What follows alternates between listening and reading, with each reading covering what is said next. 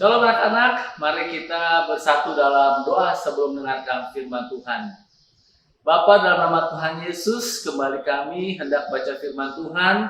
Kami mohon kuasa Roh Kudus Allah menolong kami untuk memahami firman Tuhan, menerimanya dan melakukannya. Dalam nama Tuhan Yesus Kristus. Amin. Puji nama Tuhan. Hari ini kita akan mendengarkan firman Tuhan kembali yang terdapat dalam Matius 28 ayat 11 sampai ayatnya yang ke-15. Mari anak-anak, kita dengarkan firman Tuhan berikut ini. Ketika mereka di tengah jalan, datanglah beberapa orang dari penjaga itu ke kota dan memberitahukan segala yang terjadi itu kepada imam-imam kepala. Mereka mengambil keputusan, lalu memberikan sejumlah besar uang kepada serdadu-serdadu itu dan berkata, "Kamu harus mengatakan bahwa murid-muridnya datang malam-malam dan mencurinya ketika kamu sedang tidur." Mereka menerima uang itu dan berbuat seperti yang dipesankan kepada mereka. Anak-anakku yang kasih Tuhan Kristus, kembali kita akan belajar firman Tuhan. Minggu lalu temanya adalah berpaling kepada Sang Hidup, yaitu Tuhan Yesus Kristus. Minggu lalu kita memperingati tentang Paskah Kristus. Di Perjanjian Lama, Paskah memperingati akan peristiwa bangsa Israel keluar dari Mesir menuju kepada tanah perjanjian, tempat di mana Allah menggenapi janji-janjinya. Kemudian di Perjanjian Baru, Paskah memperingati akan kebangkitan Yesus Kristus, darah Tuhan dan Juru kita yang hidup. Kebangkitan Yesus artinya bahwa Tuhan Yesus telah mengalahkan maut, dan orang yang percaya kepada Tuhan Yesus, dia ketika mati tidak masuk neraka, tapi dia masuk surga bersama Tuhan Yesus. Sebab Tuhan Yesus bilang, "Akulah kebangkitan dan hidup. Barang siapa dia percaya kepadaku, dia hidup meskipun dia telah mati." Wow, hebat sekali Tuhan kita. Nah, anak-anak, kita belajar.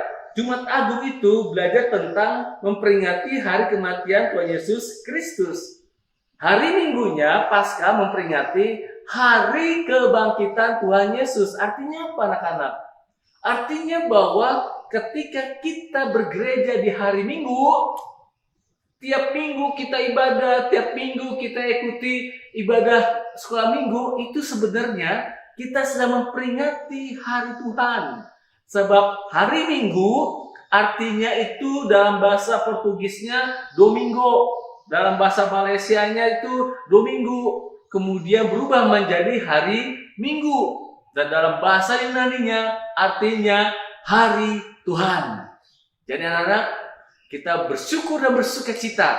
Kita tiap hari Minggu kita merayakan akan kebangkitan Tuhan Yesus Kristus itu sendiri. Hebat sekali. Nah, anak-anak, tema hari ini adalah Yesus benar-benar telah bangkit. Sama-sama katakan, Yesus benar-benar telah bangkit. Nah, apa bukti Tuhan Yesus benar-benar bangkit?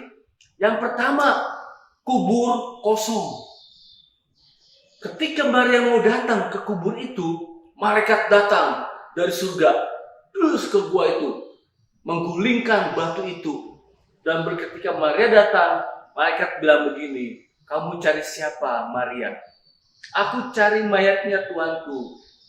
Sang malaikat bilang, "Dia tidak ada di sini, dia sudah bangkit." Wow, yang mengatakan siapa? Malaikat, makhluk surgawi yang begitu mulia, yang agung. Dia mengatakan bahwa Yesus sudah bangkit. Dia tidak mungkin bohong, karena dia pasti kenal siapa Yesus, karena Yesus adalah Tuhan yang malaikat itu. Dia memberitakan kesaksian yang benar.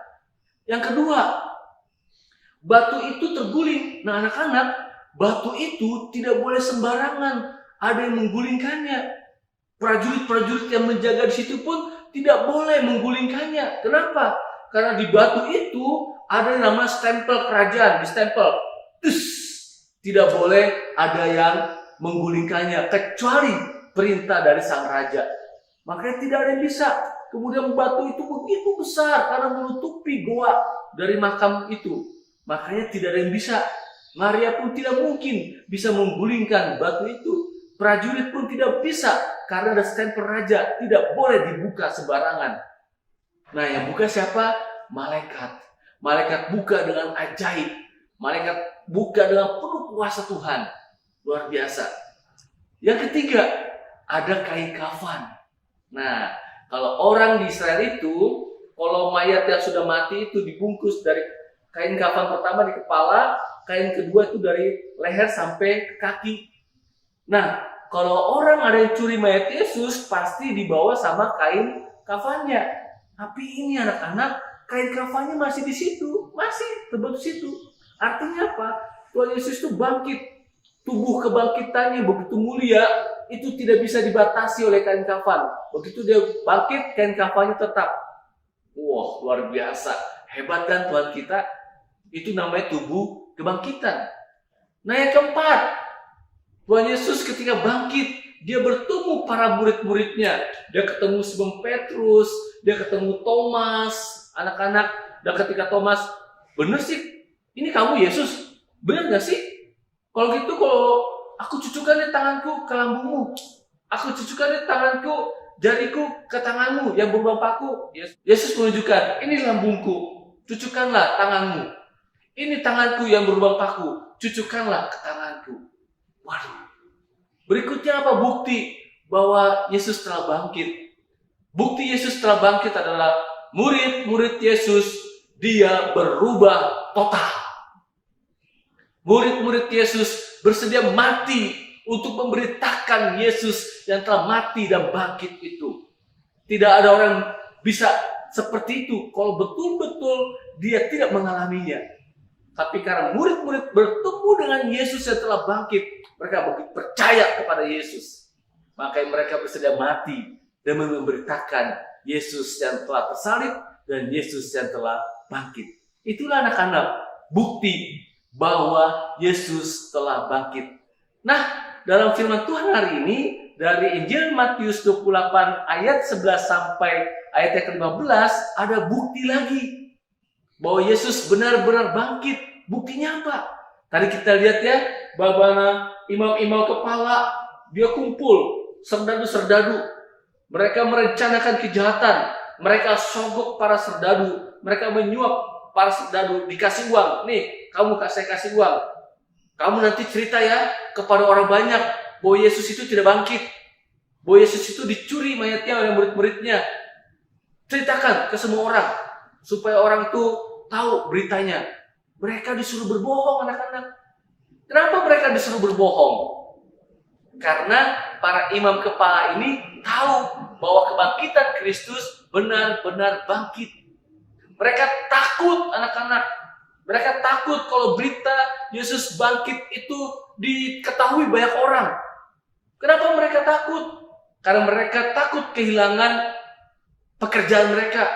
Mereka takut kehilangan pengikut mereka. Mereka takut kehilangan wibawa. Karena Yesus Kristus begitu hebat dibanding mereka. Karena Yesus Tuhan, mereka hanyalah manusia biasa. Makanya mereka berusaha untuk menutupi berita kebenaran Yesus yang telah bangkit itu. Nah, anak-anakku yang dikasih Tuhan Kristus, ngelihat ada orang jahat seperti ini, ngelihat ada orang merencanakan berita kebohongan, tidak baik. Tapi mereka tetap melakukannya. Kenapa? Karena mereka lebih mementingkan kepentingannya sendiri daripada kepentingan Tuhan.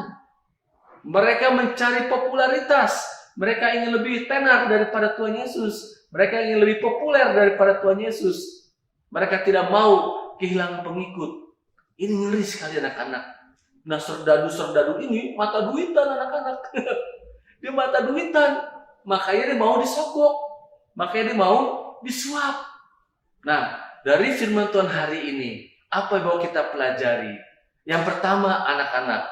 Firman Tuhan hari ini mengajarkan kita semua, termasuk juga buat Pak Pendeta juga, termasuk juga buat guru-guru sekolah minggu, termasuk juga buat para orang tua. Pesannya apa? Yang pertama, jangan menyebarkan kebohongan. Sama-sama katakan, jangan menyebarkan kebohongan. Tidak boleh. Ini kalau dalam kehidupan sehari-hari, misalnya yang sekarang tren itu kata-kata hoax. Nah, itu dia. Jangan menyebarkan hoax, berita bohong.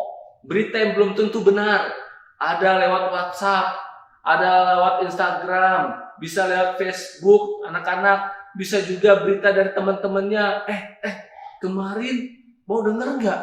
Itu si Joni, tahu nggak si Joni? Si Joni itu melawan papa mamanya. Mas papa mamanya dibentak-bentak sama Joni.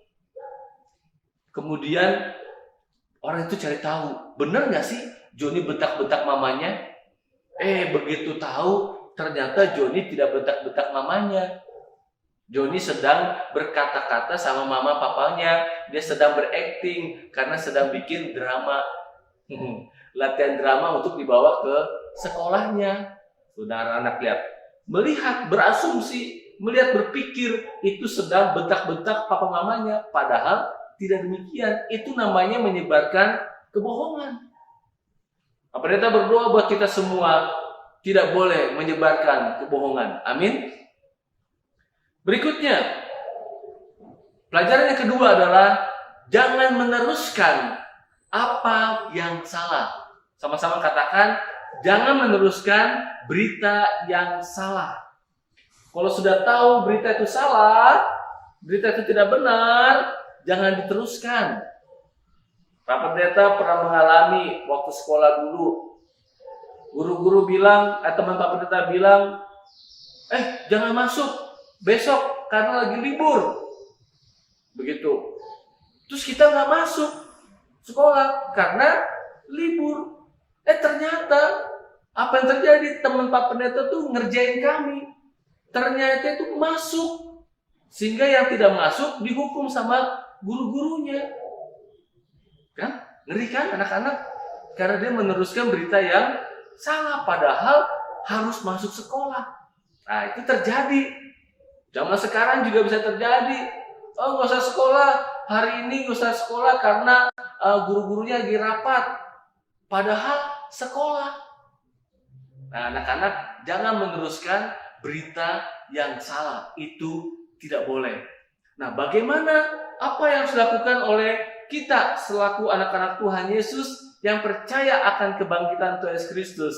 Yang harus dilakukan adalah kita berkata jujur. Sama-sama katakan, berkata jujur.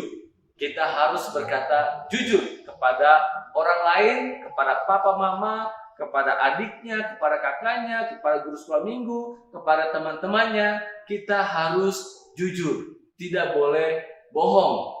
Berkata-katalah apa adanya. Berikutnya adalah anak-anak harus belajar untuk berkata-kata yang benar. Jangan suka bercanda pada hal-hal yang bohong. Pak Pendeta pernah dengar orang bercanda, maksudnya bercanda, tapi bercandanya bohong. Itu juga dosa. Bohong adalah dosa, karena dosa adalah dosa. Pak Pendeta boleh nggak berbohong buat kebaikan? Tidak boleh.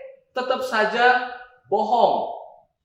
Beda berbohong sama menjaga rahasia. Itu berbeda anak-anak.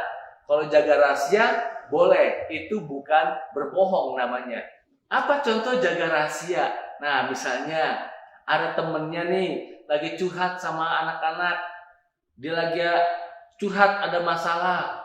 Kemudian dia curhat, dia ngomong, dia bilang gini, tolong ya jangan siapa-siapa, yang aku butuhkan hanya didoakan saja. Nah, anak-anak harus pegang rahasia itu. Jangan diberitahukan kepada yang lain. Tadi si itu lagi curhat sama aku.